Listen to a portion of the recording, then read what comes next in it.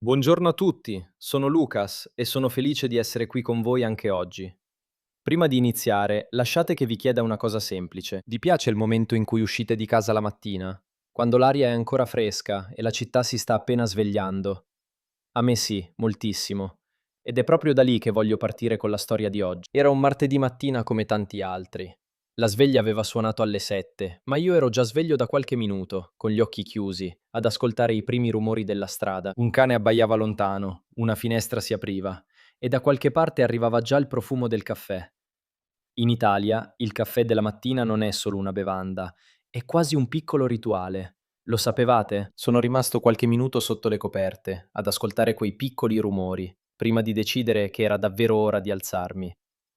Fuori dalla finestra il cielo aveva quel colore particolare che ha solo all'inizio della giornata, un blu chiaro, quasi grigio, con una piccola striscia arancione vicino ai tetti. Mi sono alzato piano, senza fretta, perché mi piace iniziare la mattina con calma, prima che tutto diventi veloce. Ho aperto le tende e la luce è entrata nella stanza in modo dolce, non troppo forte, non troppo debole. Perfetta per iniziare la giornata.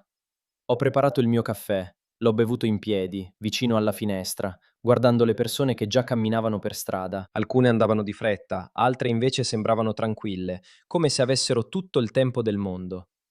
Mi sono chiesto, come faccio spesso, quali pensieri avessero in testa quelle persone così presto la mattina. Dopo il caffè ho fatto una cosa che faccio ogni giorno, quasi come un piccolo gioco personale. Ho scelto 3 parole nuove da provare a usare durante la giornata. Oggi ho scelto quartiere, marciapiede e fretta. Mi piace fare questo piccolo esercizio, perché mi aiuta a ricordare parole che altrimenti dimenticherei facilmente. Anche voi potete provare, magari scegliendo 3 parole italiane da usare oggi. Ho indossato la giacca, ho preso lo zaino e sono uscito di casa. L'aria era fresca, quel tipo di freschezza che ti sveglia subito e ti fa sentire pronto per la giornata. La strada davanti a casa mia era già piena di vita. C'era il fornaio che apriva la sua piccola bottega, con l'odore del pane appena sfornato che usciva dalla porta. Vi immaginate quel profumo?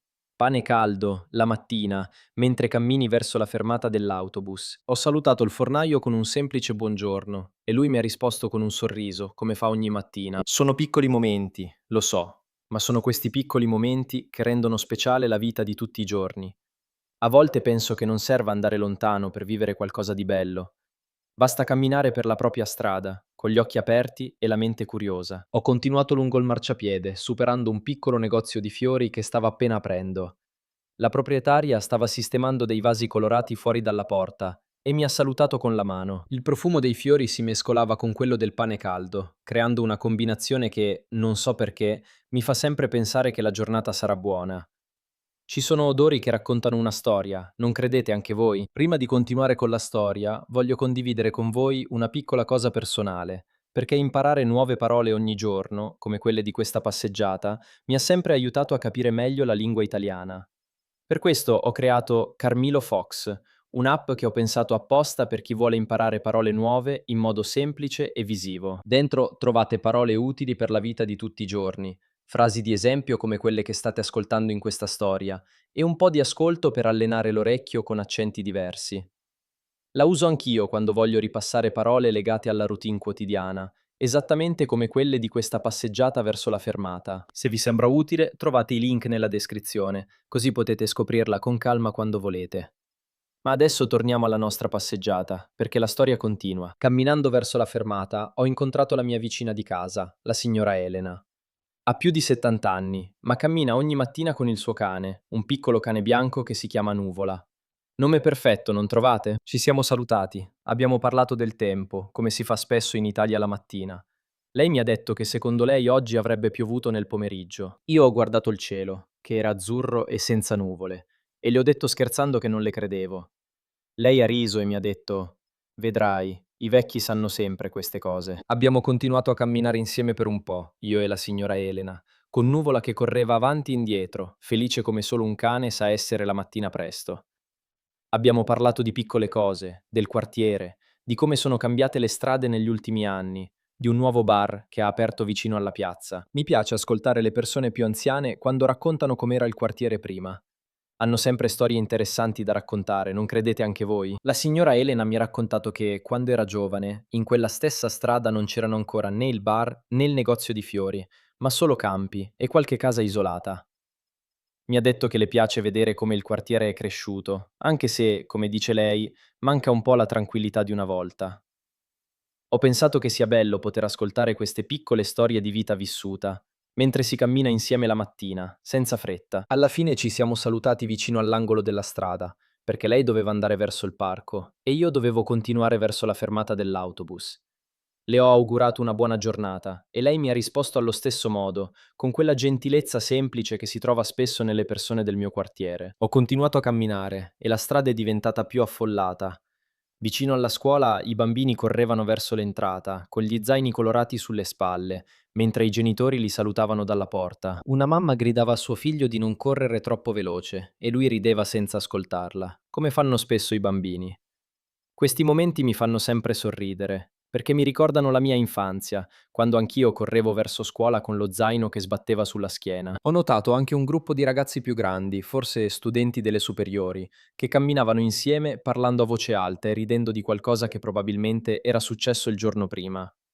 Uno di loro teneva in mano un panino, mangiandolo velocemente mentre camminava, segno che, come capita spesso, era uscito di casa un po' in ritardo. Mi sono ricordato di quando anch'io, da studente, facevo esattamente la stessa cosa. Poco dopo ho attraversato la piazza principale del quartiere. C'era già molta gente seduta ai tavolini del bar, con il giornale in mano o il telefono, a bere il primo caffè della giornata. Il rumore delle tazze, le voci che parlavano piano, il suono del traffico lontano, tutto insieme creava quella musica particolare che solo una città al mattino sa creare. Vi siete mai fermati ad ascoltare i suoni della vostra città la mattina? Provate qualche volta, vi sorprenderà quanto ci sia da scoprire. Al centro della piazza c'è una piccola fontana, non molto grande, ma molto amata dagli abitanti del quartiere. La mattina, spesso, ci sono persone sedute sul bordo della fontana, che aspettano un amico o semplicemente si godono qualche minuto di pausa prima di iniziare la giornata. Oggi ho visto un uomo seduto lì, con gli occhi chiusi, il viso rivolto verso il sole, come se stesse cercando di assorbire tutta la luce possibile prima di entrare in ufficio. Mentre camminavo, ho controllato l'orologio. Mancavano 10 minuti all'arrivo dell'autobus e la fermata era ancora un po' lontana.